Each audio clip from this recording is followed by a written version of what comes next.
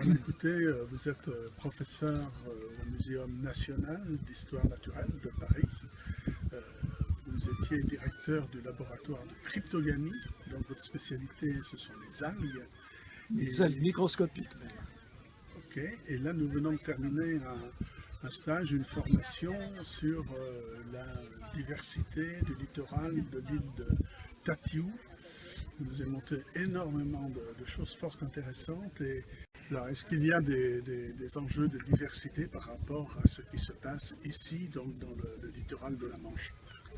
Alors il y a des enjeux, je dirais, partout, hein, pas uniquement ici.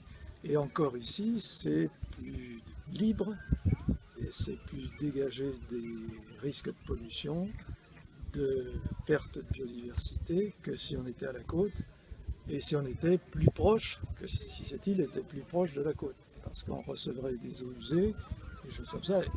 Théoriquement, les eaux usées sont traitées maintenant et ne sont plus rejetées à la mer. Et il y a toujours du rejet malgré tout.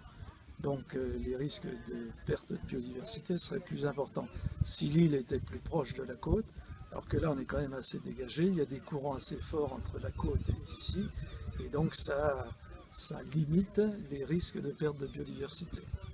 La raison pour laquelle vous avez organisé ce stage sur l'île de Tatiou, et nous avons effectivement vu une grande diversité, y compris dans le microscopie. Alors il y a une grande diversité ici, et même qui est augmentée par le fait qu'il y a eu des introductions, en particulier pour le terrestre, les plantes.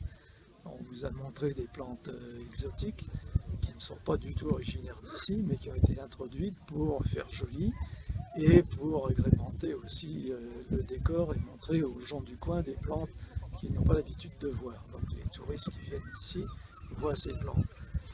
Au niveau du plancton par exemple, on vous a montré quelques organismes du plancton, mais c'est pas très diversifié. D'abord à cause des courants, comme je le disais avant. Si l'eau était plus stagnante, on aurait beaucoup plus de choses. Alors que là, c'est les courants qui vont entraîner les microalgues d'un bord à l'autre. Et donc, on aura moins de diversité, en particulier aussi parce qu'il n'a pas fait très beau. Oui, mais bon, il y a réchauffement climatique, ça veut dire qu'éventuellement, il y aurait plus de production de microplancton s'il faisait plus chaud. Si la température s'élève de 3-4 degrés, ça va favoriser certaines espèces, mais il y a aussi des espèces qui ont une marge de manœuvre qui ne peut pas dépasser une certaine température, et si la température s'élève, celles-ci disparaîtront. C'est-à-dire qu'elles disparaîtront d'ici, mais elles vont migrer dans les régions où la température restera celle qui leur convient. Par contre, avec l'élévation de température, il y a des espèces qui ne sont pas ici, qui vont arriver du sud, parce que ça leur conviendra comme milieu. Donc il peut y avoir une confusion entre la perte de biodiversité et en fait la migration de certaines espèces due au changement de température.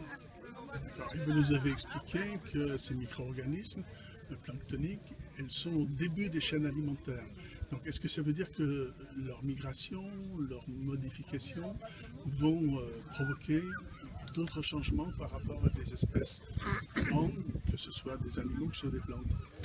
Alors s'il y a des migrations importantes, c'est-à-dire si les espèces d'ici ne supportent plus une température élevée, elles vont partir vers le nord. Mais s'il y a plus d'espèces qui partent vers le nord que d'espèces qui arrivent du sud, ça va créer un déficit par rapport aux prédateurs, à ceux qui se nourrissent des espèces locales actuellement, et on risque de voir certains animaux qui se nourrissent des algues microscopiques régresser parce qu'ils ne trouveront plus assez de nourriture. Et c'est un phénomène qui n'est pas, c'est pas brutal, c'est un phénomène qui se passe tout le temps.